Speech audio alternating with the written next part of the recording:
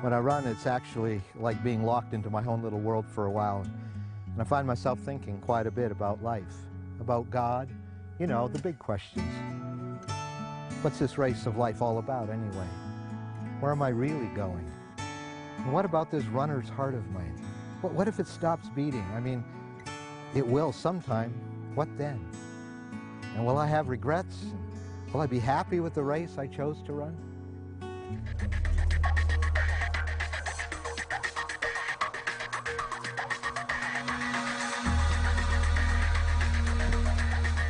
You know, some things I just wish I could do over again.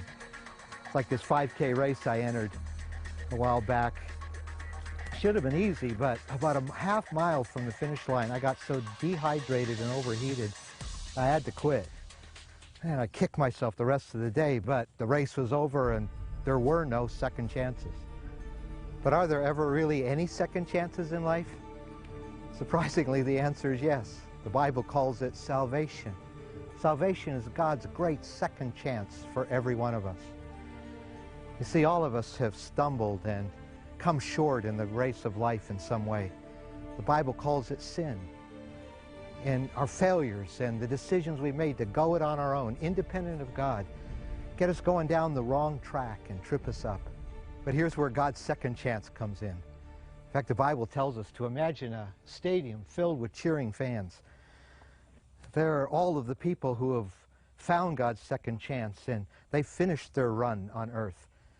They're like the many people that I've met, and perhaps you have as well, whose lives were recharged and redirected by this thing we call salvation.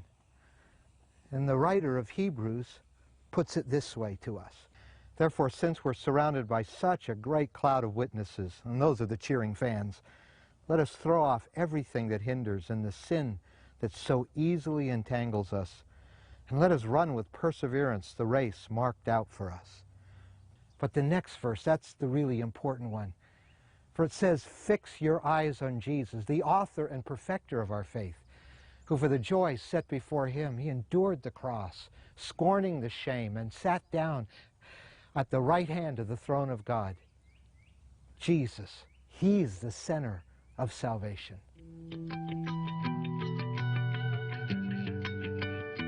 Destination, that's what it's all about. In fact, in this race of life, our destination is not so much an accomplishment or even a place. It's a person, the Lord Jesus Christ himself. He is the finish line, as well as the one who gives us the breath it takes to get us there. It's Jesus who ran through the wall of shame and pain at the cross in order to die in our place, and through his shed blood to wash our imperfect record clean.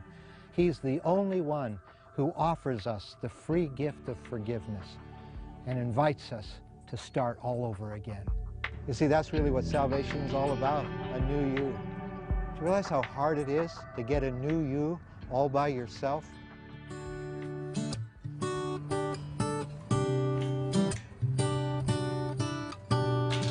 So what about you? Where are you in this run? And where's it all going to end? You know, someday this runner's heart of mine is going to stop beating, and so is yours. And the question is, what then? And what's going to be at the destination? A lot of things that don't really matter in life? Or maybe the question is better, who will be at the destination? It can be Jesus Christ. You see, Jesus died on the cross to take all of our sin, all of the guilt of our wrong choices and wrong directions in life. So I encourage you to say no to your sin and no to the track you've been running in life, and say yes to Christ's forgiveness, yes to Christ's way in your life. And if you make that decision, I encourage you to tell a Christian friend or a pastor about it who can help you in this run. And I know that if you do make that decision, you will never regret starting this run towards Christ.